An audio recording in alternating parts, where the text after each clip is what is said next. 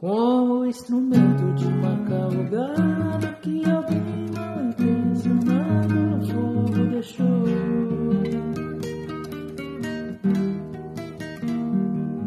E tão quente lhe ferrou, tão quente lhe ferrou, tão quente lhe ferrou sem dor.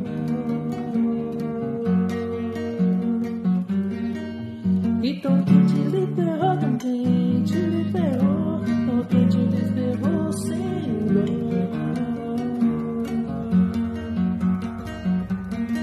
Como instrumento de marcar o gado que alguém mal intencionado no fogo deixou.